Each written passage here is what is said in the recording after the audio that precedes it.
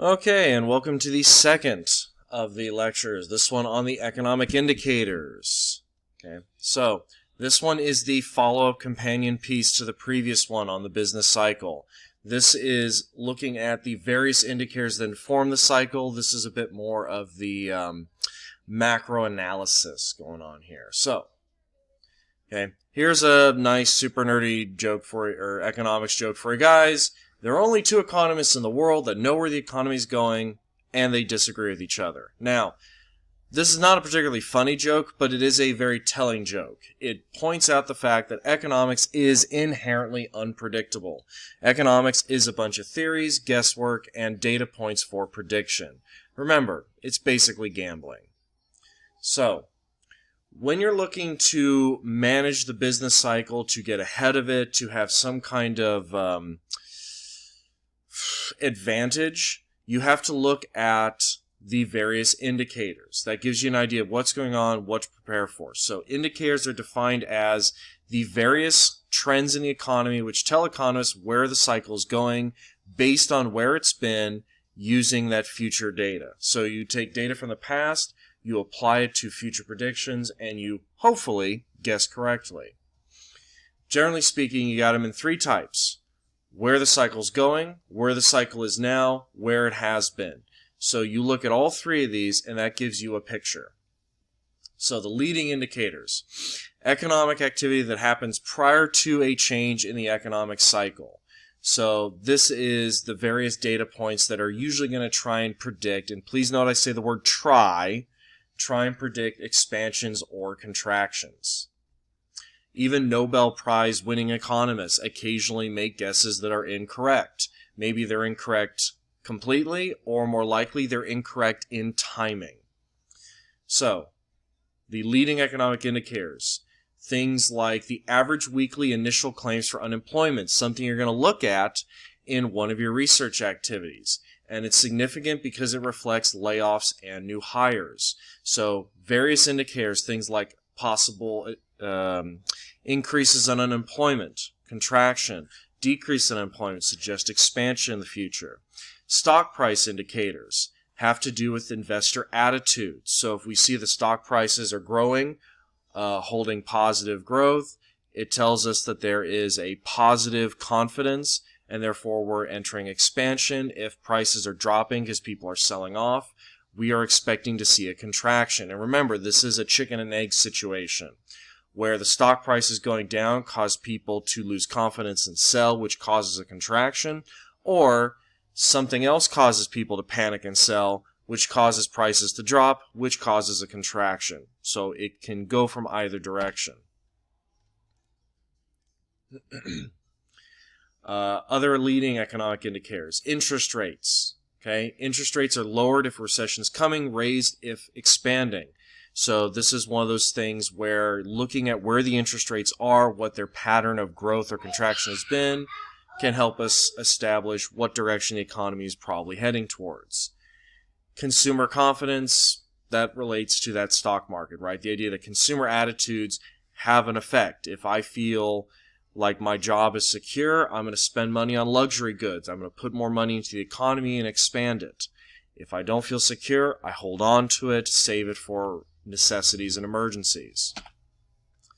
So, coincident indicators, the ones that measure the present.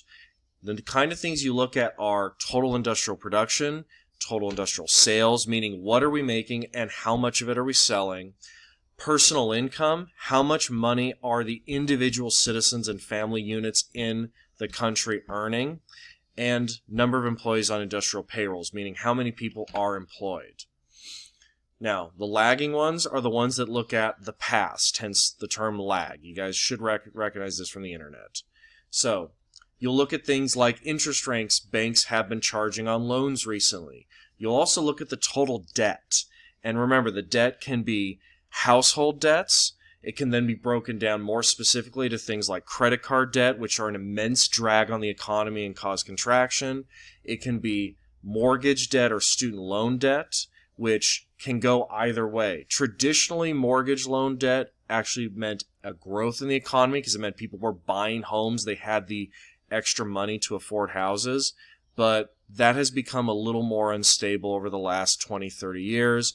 Same thing with student loans. In the past, I'd say before about the 1980s, student loans were usually a sign of growth because it meant more people going to college, bringing in higher earning jobs.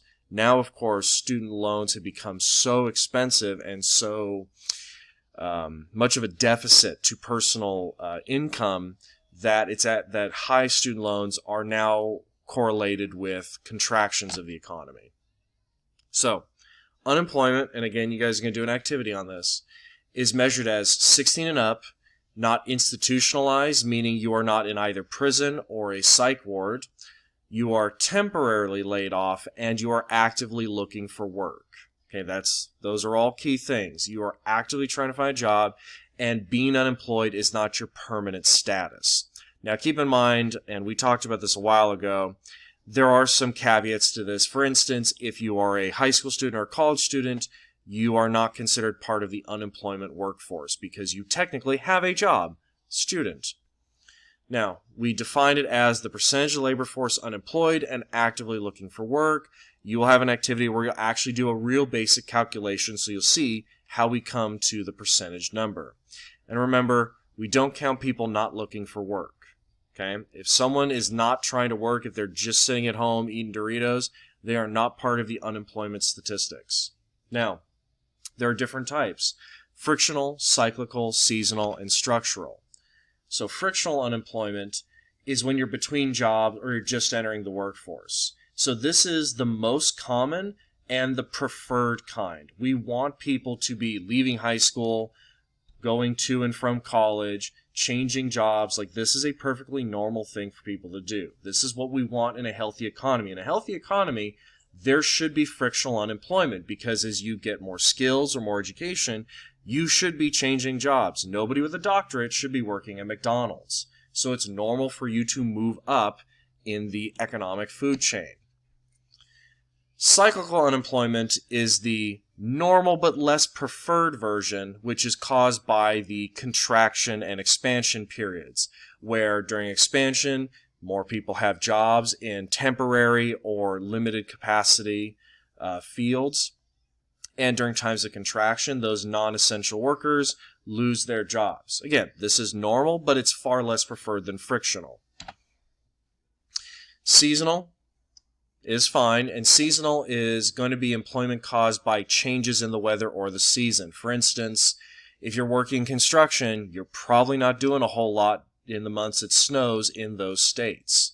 If you're a landscaper, you're primarily working in spring, summer, and a little bit in fall.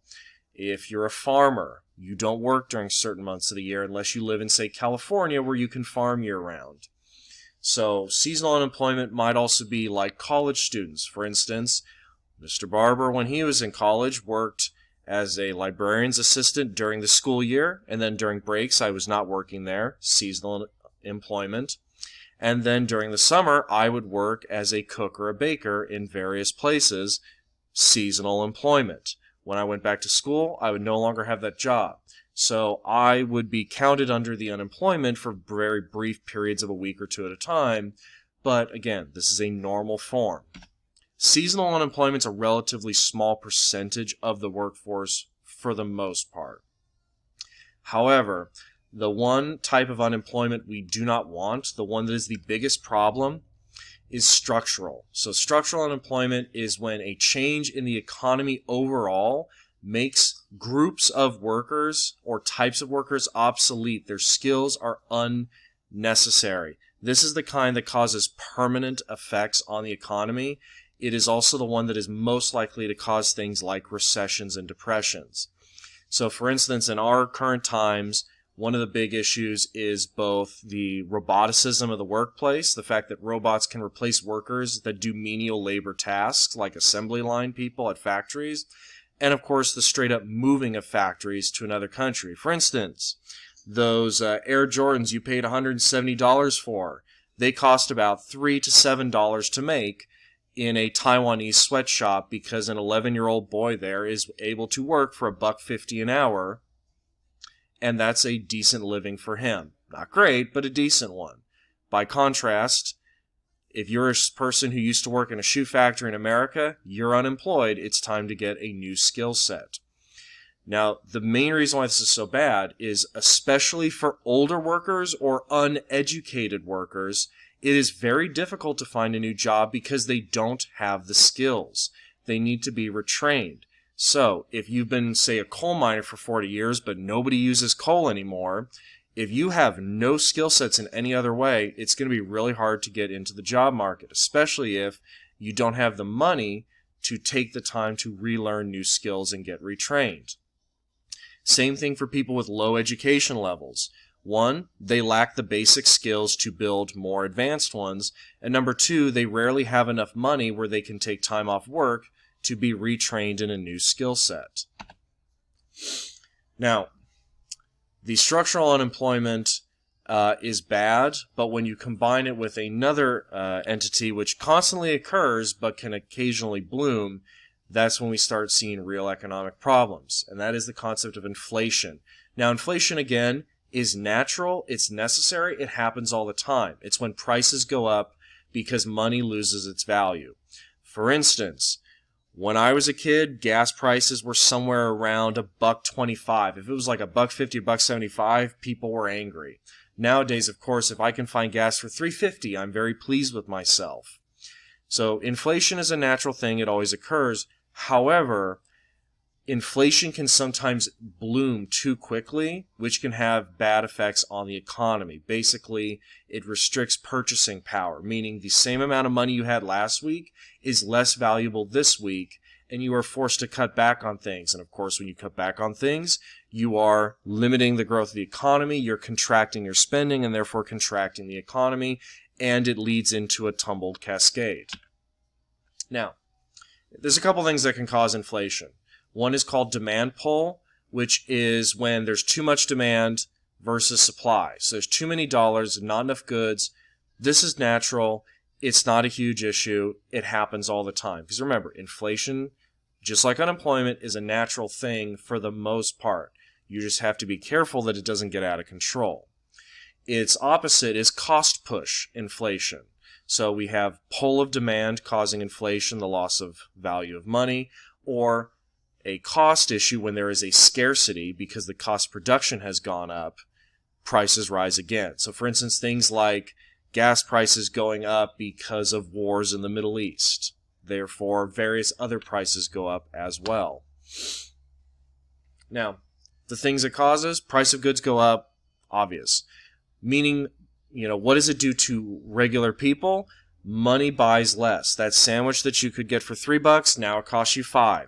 It may not seem like a big deal, but when you add that up on every single product over the course of every single day, of every single week, of every single month, of every single year, it lowers your standard of living. Okay? For instance, in the 1950s, most American households only needed one person to work a full-time job, and you could afford to have a house, a car, children, go on occasional vacations, and live what is considered a middle-class existence.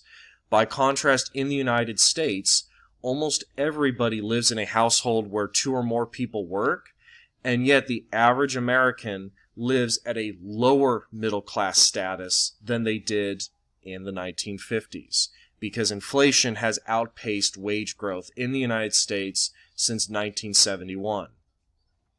And lastly, of course, people who save money are hurt, meaning that if you're responsible and have emergency funds, inflation costs the money. So this is why just putting your money in a tin can is one of the worst things you can do, because it's cash that's literally sitting there losing value. This is why we talked about banking and investment and all those things. Okay. If you have a fixed income, for instance, retirees or people that are disabled on, say, unemployment checks, or they're on disability checks, pensions, they are the ones who get hit the hardest because they have no capacity to increase their income to offset inflation. All right, guys, that's it for today.